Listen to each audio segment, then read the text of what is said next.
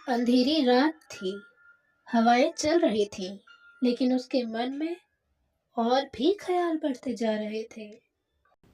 मैं झूले पर बैठी अपने ख्यालों में खोई, चंचल हवा का मज़ा लेते। जब मैं हाई स्कूल में पढ़ती थी तब मैं उससे मिली थी।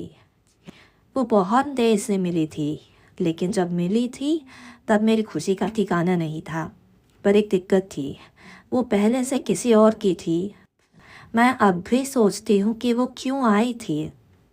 कुछ पलों की खुशी देके जीवन भर का दुख मिला। मैं आंसू बहाने के अलावा कुछ नहीं कर सकती थी। बस एक छोटा सा एहसास था वो। मैं हमारे पुराने मोमेंट्स को सोच ही रही थी। ना कभी एक कॉल आता है, मैं घर में जाती हूँ और मैं पहले जैसी कमज़ोर नहीं रही थी। तभी सामने से आवाज़ आती है, तुम्हें एक फ़ोटो भेजी जा रही है। ये सस्पेक्ट है, इसे हमारे हिरास जान लिए हैं। कॉल कट होती है। मैं फ़ोटो देखती हूँ तो उसमें आर्यनी थी। मेरे दिल की धड़कन बढ़ गई। चाहे कितनी भी बदल जाऊं, लेकिन उसे नहीं भूल सकती। लेकिन अगर नहीं किया तो फिर मैं और आर्यनी दोनों मारे जाएंगे। मुझे आर्यनी की लोकेशन भेजी जाती है। मैं उससे मिलने पहुंची। वो एक ब्रिज पर रात का मज़ा ले रही थी। मैं उसका नाम पुकारती हूँ, आर्यनी।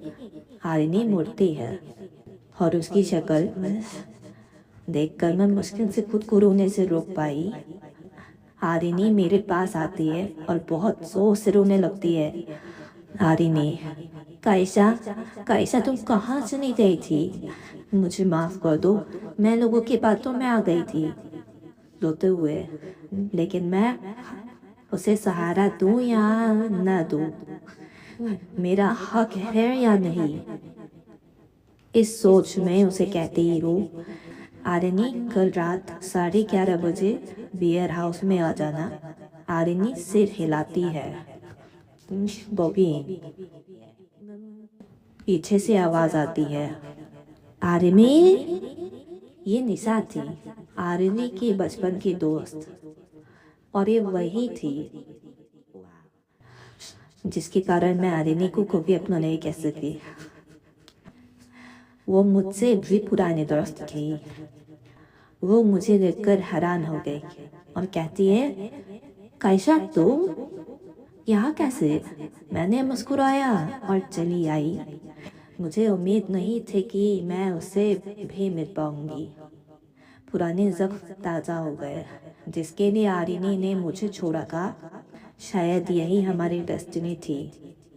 मैं कल बेयर हाउस में जाने की तैयारी कर रही थी। मैं अपनी कोल्डनेस, रूथलेस और अंडरवर्ल्ड की माफिया से ही फेमस थी। दिन बीता, रात आई और बेयर हाउस में आर्यनी आई। आर्यनी कहती है, Kaisha, Kaisha I really miss you, please मुझे माफ़ कर दो। और मैं दूसरों की बातों में आ गई थी। तुम्हें छोड़ना नहीं चाहती थी, लेकिन लोगों ने बहका दिया था। मुझे लगा निशा मुझसे दूर हो रही थी। मुझे अच्छा नहीं लग रहा था। सॉरी, प्लीज़ मुझे माफ़ कर दो। तभी अचानक से सारे दरवाजे और खिड़कियाँ खुलने की आवाज़ आती है और गन्स की फायरिंग है। तभी मैं मुस्कुराते हुए उसे जोर से पकड़ लेती हूँ और जो गोलियाँ आर्यनी के लिए आई थी वो सब मैंने अपने ऊपर ले ली। तभी पुलिस के हॉर्न की आवाज़ आती है, जिससे सभी गन फायर पकड़े जाते हैं। पुलिस को मैंने ही ऐसा करने के लिए कहा था। तभी कायशा अपनी आखिरी सांस गिनना शुरू कर देती है। आर्यनी कहती है, नहीं कायशा, आंखें मत बंद करना प्लीज़, सॉरी मुझे माफ़ कर दो। तभी आर्यनी अपने खून से सने हाथों आर्यनी के गाल पर छूते हुए कहती है, एक बार तुमने किया, अब मेरे छोड़ने की बारी। और हंसते हुए आंखें बंद कर देती है। फिर आर्यनी उसी झूले के पास रात में जाकर झूमती है। कायशा ने जाने से पहले आर्यनी की सेफ्टी का सारा इंतजाम कर दिया था। आर्यनी तारू को देखकर बात करने लगती है, मानो वो कायशा वही हो और रोते हुए ही सो जाती है।